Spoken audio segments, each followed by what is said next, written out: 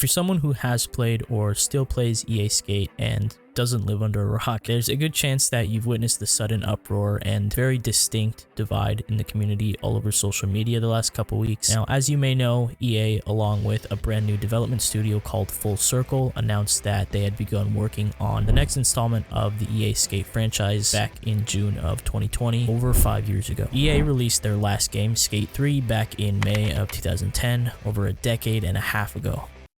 Jesus, Now, over these last 15 years, it's given us ample time to practically develop the game within our own minds, carefully sculpting what us as skate fans want for this next game. When one day it appeared through the fog like a fresh roll of toilet paper when you discover that the roll is empty after the most insane dump of your life.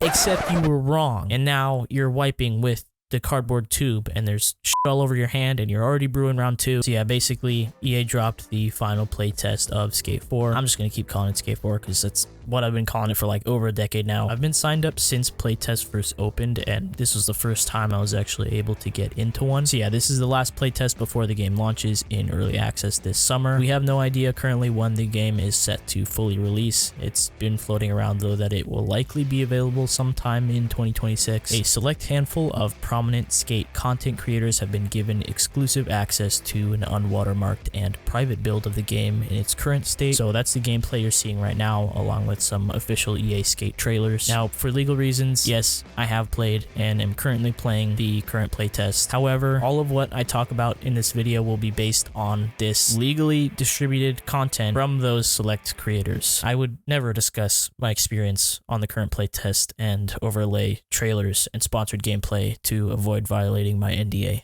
That would be insane. Do I look insane? So let's get into my completely unbiased and unsponsored thoughts on the new Skate game. Starting with the actual gameplay mechanics, they look pretty damn good, honestly. They seem very smooth and responsive. They play similar enough to previous games while adding new variables and ways to control your skating that, by the looks of it, make it feel very fresh. Admittedly, there definitely is a lot of room for improvement, particularly with the animations in making them feel a little bit more EA Skate-like. I'm just not a huge fan of how some of the bespoke animations and physics look, especially the arms. This type of thing is honestly one of the biggest reasons I can't play Session at all, and something I really can't stand about Skater XL as well. It's the floaty arms. I mean, like, there's got to be a way to give them their own independent physics without making it look like you're Woody from Toy Story. I'm definitely hoping for certain additions like dark slides, which currently are not in this build of the game. I doubt it's something they won't include though.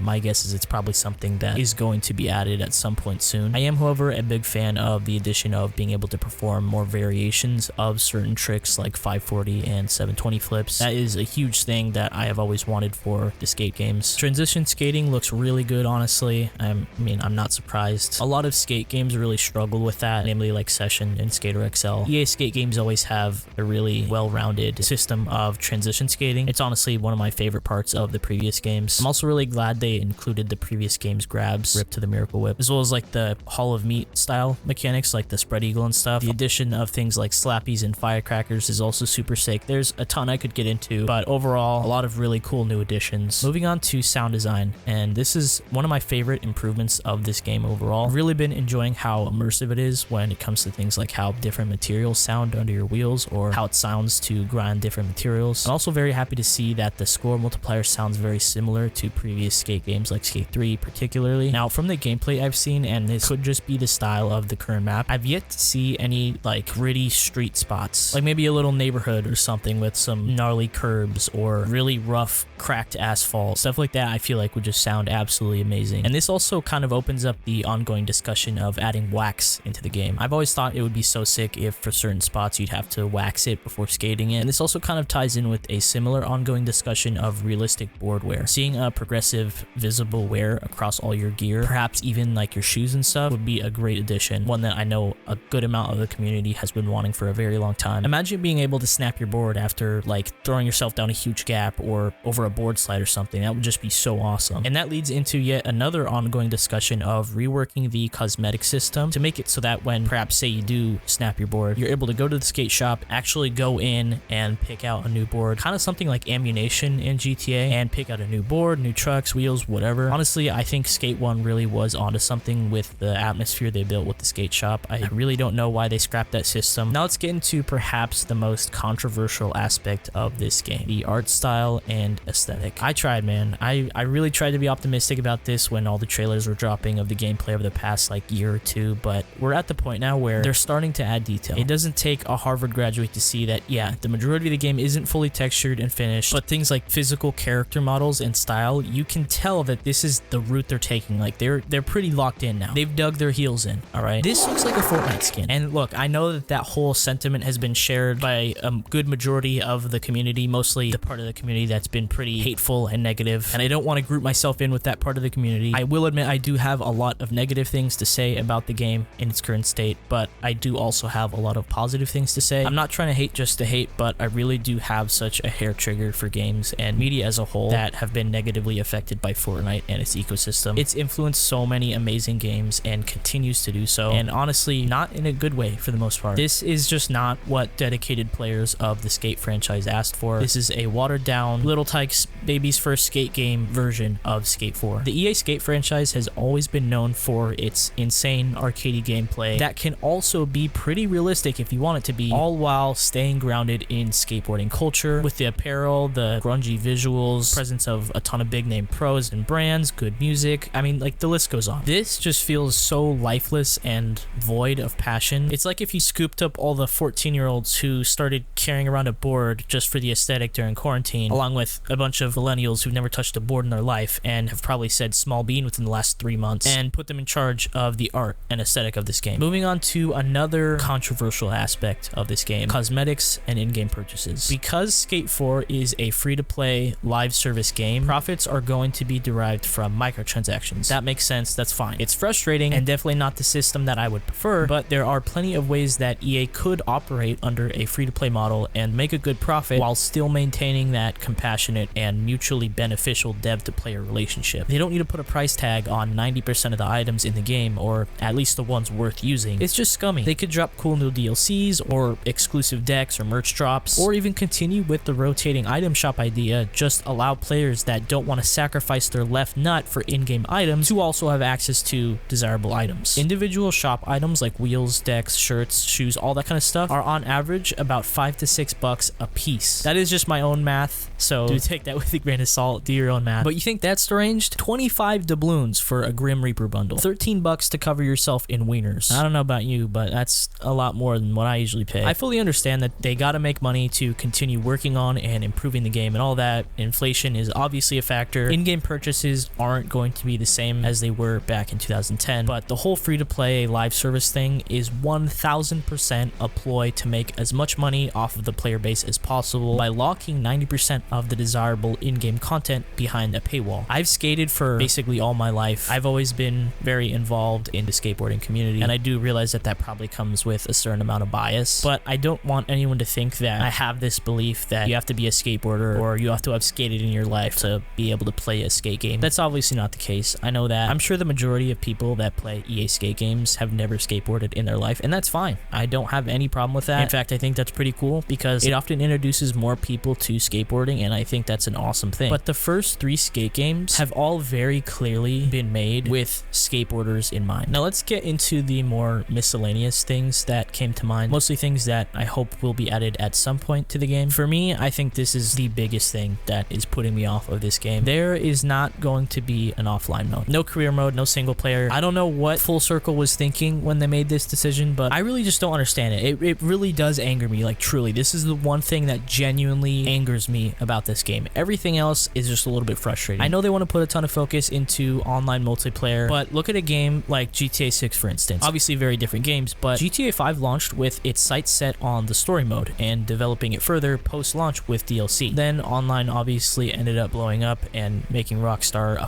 ton more money than predicted and continues to pay the bills to this day over 10 years later. But even despite that, Rockstar is still committed to delivering what the players want for GTA 6, which is a story mode alongside online. I haven't heard a single person that is excited about there only being an online mode. Obviously, online was a huge part of Skate 3, and it was one of my favorite parts. It's something that I've always enjoyed, and I actually continue to enjoy to this day, and I'm sure it's going to be a huge part for Skate 4 as well, but so too was the story mode. It was honestly the most memorable part of the game for me, and probably the part I played the most of. They did try to preserve some of what Skate 3 offered as part of the story mode by adding what seem like are supposed to be filmers, but they're not filmers, and instead of Coach Frank, there's V.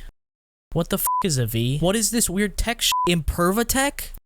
Like, are we serious right now? We've never had an explanation for why our player never dies. Most games don't. It's a video game. I truly just do not understand the thought process behind this. It almost feels like it was kind of just added for, like, quirkiness. And that really is kind of a common theme throughout the game. I feel like a lot of different aspects were kind of just thrown in for quirky points. Now, I haven't played through all of the, like, storyline missions that are available, but so far I have been introduced to Shingo, which that was actually really cool to see. And he is actually still a filmer. He shows you how to use the replay editor, which I could go into even more detail about that. Right now, it doesn't even have keyframes. I'm assuming that that will be added, so I don't want to like get my panties in a twist about it yet. It's odd that keyframes aren't already in the replay editor, but other things that I'm looking for and really hoping will get added at some point and hopefully soon include more board and skater customization, a weather and day cycle system, no skate zones with security like in Skate 1 and 2, and please, for the love of God, remasters of previous game locations, hopefully like entire districts or maps. I'm really hoping that at some point there will be a remaster of the entire Skate 3 map. I know that might be like a lot to ask for, but I also could see that happening. I'm sure it probably would cost a fucking pretty penny, but with all that said, I know it probably just sounded like me bitching about the game and having nothing positive to say for the entire video, and trust me, I cannot stand gamer hate culture. There really is like a ton of people just hating just to hate with no like actual viable reason behind it, but as someone who's been playing the Skate franchise since Skate 1, this is just not the game we want. And like I said, there certainly are some bad apples complaining just to complain and refusing to acknowledge all of the good that this game has to offer and its potential, but the majority of the game is not at all what we asked for in terms of a fourth Skate game. In my eyes, EA is just trying to capitalize on the Skate 4 hype of the past decade while milking the player base, both old and new, by making it live service, which in my opinion is just extremely unnecessary. Yes, the mechanics, as I said, look great. The game looks like it plays well and looks smooth and intuitive. In the grand scheme of things, it really does not look like a bad game. In fact, I'd say even in its pre-alpha state, it looks like it's going to be a really solid and enjoyable game. Maybe even a great game, just not a good EA Skate game. I know that EA and Full Circle have made it abundantly clear that this is not a sequel. It's not Skate 4, but in fact Skate